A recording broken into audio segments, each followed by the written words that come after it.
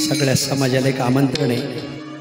आमंत्रण माझं नाही, जगद्गुरु तुकाराम महाराज संस्थान देहू, भंडारा डोंगर, गोरवाडा डोंगर, भामचंद्र डोंगर समिती या सगळ्याचं आमंत्रण आहे. काय आमंत्रण आहे? येणारी तुकाराम महाराजाची बीज मोठ्या आपल्या पुण्याईने आलेली 375 क्रमांकाची बीज आहे महाराज. म्हणजे माझ्या तुकोबरायला वैकुंठाला जाऊन 375 वर्ष होता. म्हणजे 300 वर्षानंतर आलेला हा अमृत महोत्सव फार पुण्याईने येतो महाराज. आणि मग असा हा अमृत महोत्सव तर आपल्याला सर्वांना पारायणाला यायचं. अतिशय गोड पारायण, गाथा पारायण. कुठं? जिथं गाथा लिहिला तिथंच गाथा पारायण. वा, तिथं गाथा लिहिला त्या अर्थी तिथली काही ऊर्जा असेल का नाही महाराज? तुकाराम महाराजाची कुठं हो? भंडारा डोंगर. धन्य हा भांडार पर्वत जाण, याशी पांडुरंगाचे लागले चरण. महिपती महाराज वर्णन करतात. धन्य देहू पुण्यक्षेत्र, पूर्ण पूर्ण क्षेत्र आहे देहू महाराज. पुण्यक्षेत्र, पूर्ण पुण्यक्षेत्र आहे महाराज. जेथे वैष्णव जन अवतरला, धन्य देहू गाव. पुण्यभूमी ठाव नांदे, तेथे देव पांडुरंग. असं पुण्य पावन देहूला भलं मोठं गाथा पारायणे. सगळ्याला विनंती, सगळ्यांनी यायचंय महाराज. प्रत्येकाने पारायणाची तारीख आहे 9 मार्च ते 17 मार्च. 8 मार्चला मुक्कामी यायचंय भंडाऱ्याला. 9 मार्चला पारायण सुरू होईल. 4 ते 6 काकडा भजन, 6 ते 7 तुकोबरायची स्तुती निळोबरायने गायलेली, 7 ते 11 संगीत गाथा पारायण. एका अभंगाला एक चाल, एका अभंगाला एक चाल. चालीचा नुसता पाऊस पडणार महाराज. वा. 11 ते 12:30 पुणे जिल्ह्यातली कीर्तन आहे. एका एका तालुक्याला एक, खेड तालुक्याला एक, हवेली तालुक्याला एक, मावळ तालुक्याला एक, अशी तालुक्याला कीर्तन दिले. मग 12:30 वाजता 1.5 लाख भाकर येणार पुणे जिल्ह्यातून. इथं पुणेकर बरीच मंडळी मारतात. ती सगळी गावं बसवलेली आहेत आम्ही. त्यात अख्खा खेड तालुका आम्ही तिथं जोडलेला आहे. मग सकाळून भाकरी येणार 1.5 लाख. बाकीचा स्वयंपाक तिथं होणार. तुम्ही काहीच करत नाही, नुसतं पारायण, जेवणे, भजन भोजन करू, भजन भोजन धनी घेऊ नारायण.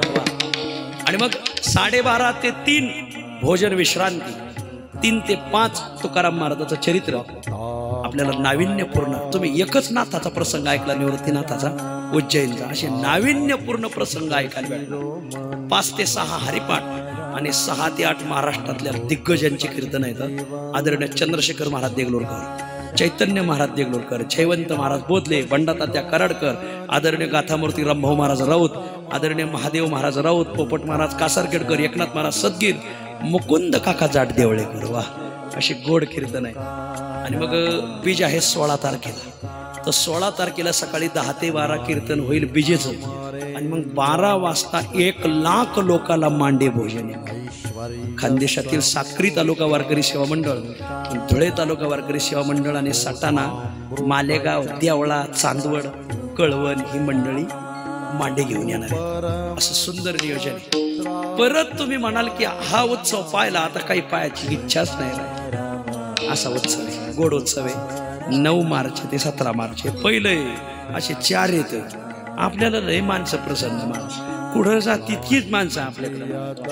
काहींनी पैसा कमवला, कदम माऊलीने माणसं कमवली. लय माणसं आपल्याकडे. पहिलं पारायण आहे 9 मार्च ते 17 मार्च देहू. याची 8 मार्चला मिरवणूक ठेवलेली देहू ते भंडारा डोंगर. 375 पताका, 375 तुळशी, 375 कळशी, 375 पखवास, 375 चोपदार, 375 विनेकरी, 375 कीर्तनकार. आता काय सांगायचं, मिरवणूक इतिहासात पहिली मिरवणूक अशी निघू राहिली. वा, सगळा मीडिया येणार या मिरवणुकीला.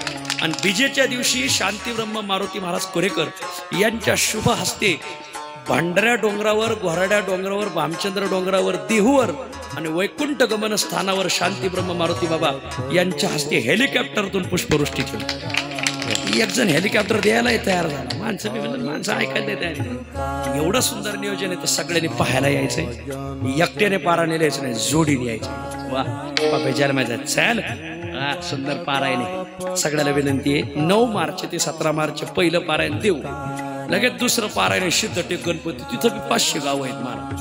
तिथं 23 मार्च ते 30 मार्च सिद्धटेक गणपती भीमा नदीच्या काठावर पारायण महाराज. तिथं तर लयच मजा आहे. ते झालं का तिसरं पारायण साईबाबांचं चरित्र ज्यांनी लिहिलं, जगप्रसिद्ध साईबाबा, पण जगात साईबाबाला ज्यांनी आणलं ते संत कवी दास गणू महाराज अकोळणे.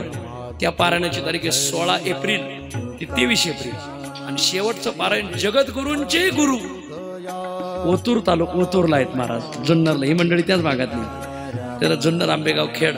तर शेवटचं पारायण 18 मे ते 25 मे हे 4 पारायण जो करेल त्याला 4 मुक्तीचा तो अधिकारी होणार. मला सलोकता, समीपता, स्वरूपता, म्हणजे म्हणून सगळ्याला विनंती आहे एवढ्या 4 पारायणाला